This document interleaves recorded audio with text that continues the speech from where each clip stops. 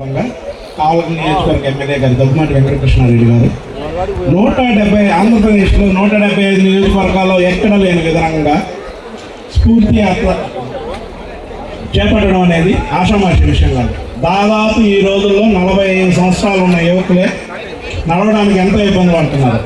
దానికి తోడు అభిమానానికి హద్దులు లేకుండా పోవడం, ఆయన ఏదైనా ఒక చిన్న ఇబ్బంది అయినా కానీ మళ్ళీ దానికి అపార్థాలు చోటు చేసుకుంటున్నా కానీ ఆయన ఎక్కడ బయటపడకుండా దాదాపు 15 కిలోమీటర్లని ఉదయం ప్రారంభించి ఇప్పటికి వచ్చారంటే మీరు అర్థం చేసుకోవచ్చు. దాని పొడుగున అభిమాన సందోహం ఎంత విధాలుగా ఆయనకి మీద అభిమానం చూపించారు.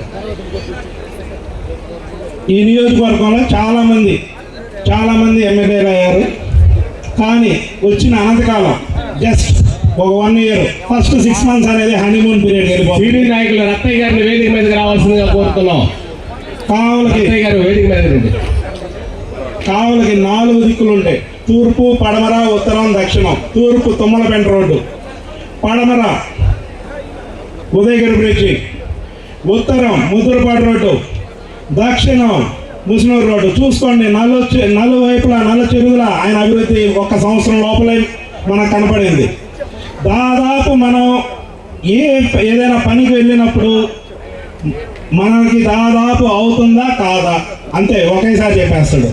అంతేగాని మిగతా వాళ్ళలాగా మన సమయాన్ని వేస్ట్ చేయడం కానీ ఇంకోటి చేయడు. మేబీ ఆయన కొన్నిసార్లు ఆయన నిర్మోహమాటం మనల్ని ఇబ్బంది పెట్టి ఉండొచ్చామో, కానీ ఈ రోజుల్లో అన్నిటికంటే ముఖ్యమైన సమయం.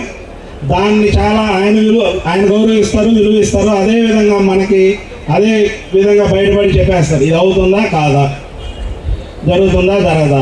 దీంట్లో ఏమైనా లోటుపాట్లు మనకేమైనా విషయ పరిజ్ఞానం తక్కువ ఉంటే ముందే చెప్పేస్తారు. రవీంద్ర ఇది ఇలా కాదు, దీనివల్ల తదనంతర పరిణామాలు ఎలా ఉంటాయి ఆలోచించుకోండి, వద్దు దీన్ని ఇంతతో ఆపేయండి అని. దాదాపు ఇంకా 3.5 సంవత్సరాల పదవీ కాలం ఉంది. ఈ 3.5 సంవత్సరాల పదవీ కాలంలో ఆయన నియోజకవర్గంలో దాదాపు ఒక 2,000 నుంచి 3,000 కోట్ల రూపాయల పనులు చేపిస్తారని నాకు ప్రగాఢ విశ్వాసం. మా కొత్తపల్లిలో ఎప్పటి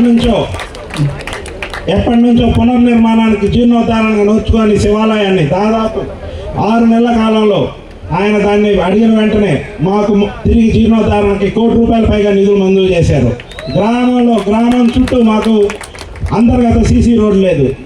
దాన్ని వచ్చిన వెంటనే దాన్ని వేయించడానికి ఆయన వంతు సహాయ సహకారాలు అందించారు.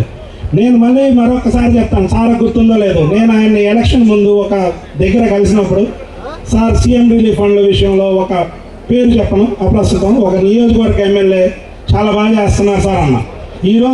ఈరోజు కరాగానే చెప్పగలను, ఈ నియోజకవర్గంలో కుల మతాలకు అతీతంగా, పార్టీలకు అతీతంగా, మళ్ళీ ఇదే విధంగా నేను చెప్తున్నా, పార్టీలకు అతీతంగా ఆయన సీఎం రిలీఫ్ ఫండ్లు ఎన్ని ఇప్పించాడో నాకు తెలుసు. దాదాపు నేను నా వైపు నుంచి 7 MSCF రిలీఫ్ ఫండ్లు తెలుగుదేశం కార్యకర్తలకు కాకుండా ఓటర్లకి చాలాసార్లు పెట్టాను. అది సార్ కూడా తెలుసు.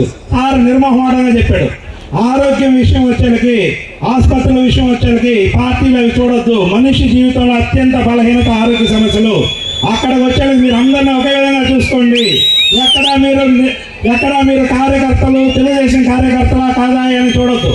మరొకసారి చెప్తున్నాను, సీఎం రిలీఫ్ ఫండ్ల విషయంలో మాత్రం ఆయన నాకు చాలా చాలా చాలా సహకరించారు. ముందు నాకు ఇదే విధంగా సహకరిస్తారని ఆశిస్తున్నాను. చాలా విషయాల్లో ఆయన కొన్ని పరిమితిగా ముందే చెప్తారు. మేబీ ఆ సమయాన్ని మనం అది అర్థం కాకపోవచ్చు. ఒక 6 నెలల సంవత్సరం లోపల మనకు అది అర్థమవుతుంది ఏ విషయం ఎందుకు చెప్పారు, మనకి ఏం చేయింది అనేది. సార్ ఇదే విధంగా ప్రజల సంక్షేమం విషయంలో పార్టీలకు అతీతంగా పనిచేయాలని నేను మరొకసారి కోరుకుంటాను. మీరందరూ అనుకోవచ్చేమో నేను భయంకరమైన తెలుగుదేశం పిచ్చోడిని, మీ అందరికీ తెలుసు. దాదాపు 3.5-4 ఏళ్ల పాటు జగన్మోహన్ రెడ్డి అరాచక పాలన గురించి కొత్తపల్లిలో మొదలుపెట్టి హైదరాబాద్ TV5, ABN, మహాన్యూస్ డిబేట్లో విపరీతంగా పాల్గొన్నా. దాదాపు నా మీద ఎన్నో 10ల సంఖ్యలో ఇబ్బందులకు గురయ్యా నేను. కానీ వ్యక్తిగతంగా వచ్చేకి ఆరోగ్య సమస్యల విషయంలో నాకు సార్ విషయం చెప్పింది చాలా నేర్చుకున్నాను. మరొకసారి ఆయన నియోజకవర్గ ప్రజలందరూ ఆయనకి అండగా నిలవాలని, ఆయనని ఈ 3.5 ఏళ్ల పాటు ఆయనకి మనం తోడ్పాటు అందిస్తే ఈ రాష్ట్ర వ్యాప్తంగా 175 నియోజకవర్గాల్లో ఆయనకి మనం గుర్తింపు తేగలిగితే లోకేష్ గారి దగ్గర ఆయనకు వచ్చే గుర్తింపు మన గుర్తింపు